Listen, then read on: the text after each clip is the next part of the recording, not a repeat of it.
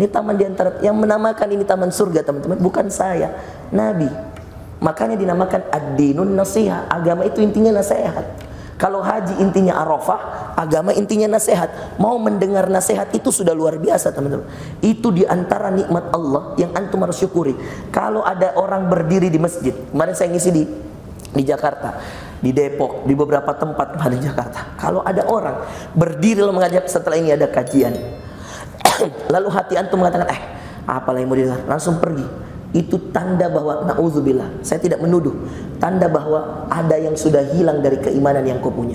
Kenapa, teman-teman? Karena hakikatnya setiap orang yang beriman dengan sebenar-benarnya iman pada Allah, dia selalu rindu dengar ceramah, selalu rindu dengar nasihat, selalu rindu dengar ayat Allah. Itu sudah jadi rumus, teman. Makanya ada hadisnya, lihat ini hadisnya.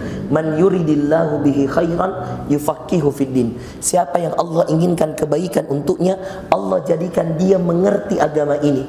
Seakan Nabi ingin mengatakan, ini hadis Bukhari, siapa yang dijadikan Allah bodoh terhadap agama ini, tidak mau belajar, tidak mau meningkatkan ilmunya, itu di ilmu SD-nya dia pakai sholat, itu di bacaan SD dia pakai sholat, itu di bacaan-bacaan yang lain dipakai sholat, maka Allah tidak akan angkat derajatnya, teman-teman. Upgrade ilmumu, maka Allah akan upgrade posisimu di hadapan Allah.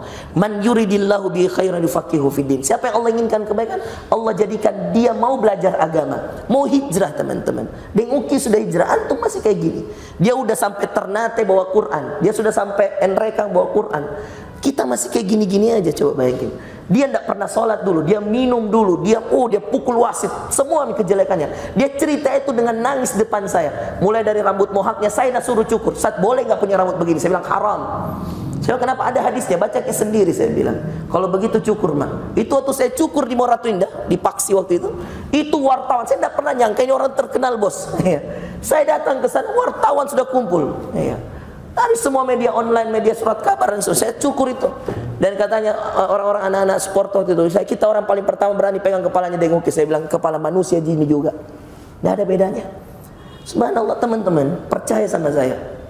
Orang kalau kemudian merasa sudah sampai pada titik jenuh, teman-teman, pasti percaya mah, sudah titik jenuh, penuh masalah, apalagi masalah rumah tangga, masalah anak, pasti ingat.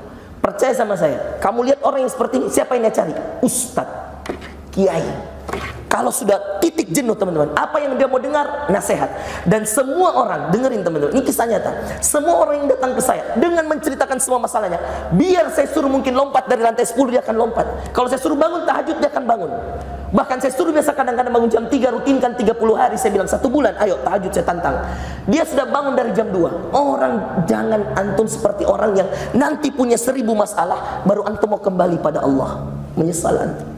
Iya kalau sempat taubat, tapi kalau Allah cabut duluan nyawa, ikhwan. Ini kajian. Saya, teman-teman, banyak masjid minta, Kak, demi Allah. Tapi saya kan ini sibuk. Saya punya sekolah, saya punya jadwal Jakarta, Makassar, Surabaya, kemana-mana. Belum lagi kalau saya selalu terbang untuk umroh. Teman-teman, percaya sama, di luar sana banyak orang mau diisi kajiannya sama saya. Percaya nggak, Andi? Percaya aja, Ki. Kalau nggak percaya saya buktikan, ini permintaan jadwal. Tapi saya tidak bisa terima semua. Ini PLN karena saya sudah komit. Ini kajian udah 5 tahun, Pak. Sudah berapa GM di sini ini? Sebelumnya saya sempat rutin di wilayah, tidak mampu, Kak, karena di sana zuhur. Saya tidak kuat kejar zuhur. Pertamina dengan sini saja yang masih saya rutinkan. Telkom juga saya sudah tinggal, saya tidak bisa. Kadang-kadang kalau diminta Rabu kasihan, saya di Jakarta dan seterusnya. Di sini saya bilang sama Fuad, kalau saya ke Jakarta Kamis, ku geser Selasa, ku geser. Yang penting ada waktu ku bisa ngisi. Dan sudah 5 tahun lebih. Iya. Saya di sini. Antum juga salah satu yang selalu rutin ini. Siapa nama tak kita? Heri. Ini selalu saya lihat mukanya ini dari dulu memang. Dan alhamdulillah dia tidak terfitnah dengan golf. Tidak, jadi alhamdulillah. Iya, subhanallah. Iya, teman-teman ya, ayo mulai isi. Dan tidak harus sama saya saja. Banyak ustadz-ustadz di dekat rumah kalian punya kajian. Datanglah habis subuh toh. Habis subuh, teman-teman. Coba cari jadwal ustadz di Makassar. Datang ke sana. Iya, datang kajian subuh, tunggu sampai syuruk, pahalanya seperti haji umroh, sempurna, pulang ke rumah, sarapan, masuk kantor, sholat duha dulu, nikmat hidup, teman-teman. Percaya, tidak Tidak banyak ji mungkin uang tak, tidak banyak ji mungkin mobil tak, tidak. Tapi bahagia hati tak, itu yang tidak bisa dibeli oleh miliarder-miliarder orang-orang kaya itu. Yang untuk tidur saja minum obat teman-teman, dan satu obatnya berapa puluh juta. Coba antum bayangkan itu. Bagaimana Allah mengatur kebahagiaan. Itulah diantara adilnya Allah. Ada yang dikasih kaya, tapi dikasih mahal harga bahagia untuk dia. Dikasih kaya teman-teman, diberikan kekayaan, miliaran uang, tapi Allah jual mahal kebahagiaan untuk dia.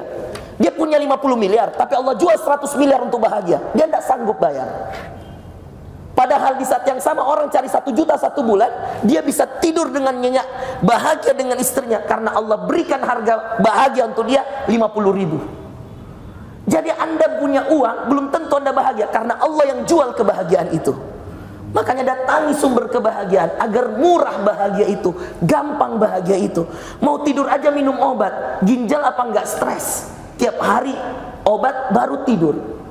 Iya. Bisnis hancur, asam lambung naik, rugi dan seterusnya, ditipu dan bingung hidupnya. Kenapa teman-teman? Karena terlalu mendewakan dunia, terlalu menjadikan uang sebagai barometer kebahagiaan. Salah. Bahagia itu relatif teman-teman. Tapi mohon maaf, kalau bahagia relatif, maka mohon maaf, tersiksa itu mutlak. Mutlak tersiksa. Saya sudah ketemu banyak orang. Jadi teman-teman yang dimuliakan Allah, mudah-mudahan kita semua terus mengkaji diri kita, mengupgrade diri kita. Ustadz, sampai kapan saya menuntut ilmu? Sampai Allah panggil. Kenapa? Karena dalam Quran di surah Thaha ayat 114, Nabi saja dikatakan waqul, dan selalulah berdoa wahai Muhammad, Rabbi zidni ilma. Nabi saja disuruh Rabbi zidni ilma. Ini ayat Quran.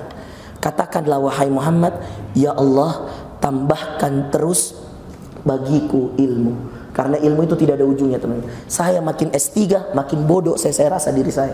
Makin banyak ilmu yang saya tidak tahu. Saya buka-buka, saya baca-baca PDF buku, saya dengar YouTube masyayikh untuk mengupgrade diri saya. Saya kalau ke Saudi, ke Madinah, ke Mekah, kemudian datang duduk ke majelis-majelis di Nabawi, saya dengar lagi kajian. Ya Allah, terobati lagi rasa rindu di hati mendengarkan orang-orang yang berceramah dengan mengupgrade diri saya. Kadang-kadang yang diceramahkan syekh, saya sudah hafal ayatnya, tapi beda tongi sentuhannya di hati. Mungkin antum pernah dengar nih ayat yang saya baca tadi, nasihat, tapi kadang-kadang sentuhannya itu beda ikhwan. Karena ketika antum mendengar dengan keikhlasan, ilmu boleh sama, tapi keadaan ketika mendengar berbeda teman-teman. Maka jangkit pernah putus dengan majlis ilmu yang kata Nabi, ini taman di antara taman surga.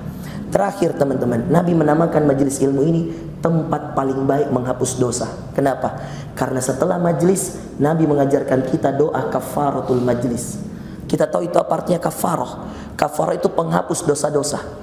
Maka dinamakan kafaratul majlis karena setelah kita duduk di sini, kita baca subhanakallahumma wa bihamdika asyhadu an la ilaha illa anta, apa terakhirnya? Astaghfiruka wa atubu ilaik. Coba. Mau nggak diampuni dosa tiap hari? Gampang kalau saya bilang. Selain istighfar, selain ada salah satu tempat di mana gampang menghapus dosa. Datang majlis, duduk dengar ustadz, kemudian selesai ditutup dengan kafaratul majlis. Makanya kalau ada ustadz tidak menutup majlisnya dengan kafaratul majlis, ustadz itu berarti belum paham bagaimana sunnah Nabi. Makanya sebaik-baik majlis itu dibuka dengan tahmid dan solawat, ditutup dengan kafaratul majlis. Dan Anda lihat sendiri apa isi doa kafaratul majlis, namanya saja kafarah, penghapus dosa-dosa di majlis. Kenapa teman-teman? Karena semua kita ini, ujung kanan, ujung kiri, depan, belakang, mau yang GM, mau yang ustadz, mau yang pegawai, mau yang suka golf, semua bawa dosa ke sini, bos. Ada nggak yang nggak bawa dosa? Banyak.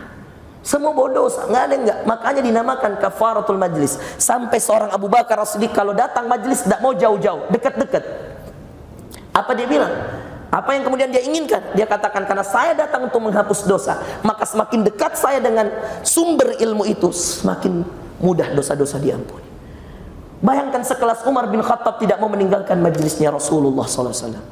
Dan itu karena apa teman-teman? Karena dalam majlis ilmu, disinilah tempat kita diampuni dosa. Jadi rugi kalau antum majlis duduk hanya karena tidak enak dilihat Pak GM, rugi. Rugi hanya kalau lihat ke Ustadz, nanti cari ke Ustadz, rugi sekali. Apalagi kalau kemudian setelah ini kemudian mau tidak enakan sama Ustadz, jangan teman-teman. Jadikan ini majelis taman surga, jadikan ini majelis mengupgrade ilmu, jadikan ini majelis menghapus dosa. Luar biasa majelis ilmu ini teman-teman. Nggak ada di agama lain yang punya seperti ini. Makanya Nabi selalu minta, Rabbi zidni ilma, ya Allah tambahkan terus bagiku ilmu. Itu Nabi, masa kita tidak? Kalau kita bilang Rabbi zidni ilma, apa usahanya? Datang ke majelis. Kalau antum nggak sempat di luar, kan minimal antum punya jatah waktu sekali sepekan antum duduk di sini, dengarkan ustadz untuk kemudian ceramah. Saya kira itu teman-teman ya. Saya mohon maaf Andi, tadi saya bercanda ya, tapi secara jujur saya serius itu ya. Jadi mudah-mudahan antum sadar dan betul-betul antum kembali ke majelis. Tadinya saya tidak mau bahas tentang majelis, tapi saya lihat mukamu, jadi saya langsung ubah judul saya ya, supaya kamu kembali lagi ke jalan yang benar. Demikian teman-teman, Masya Allah. Terima kasih semua. Barakallahu fikum.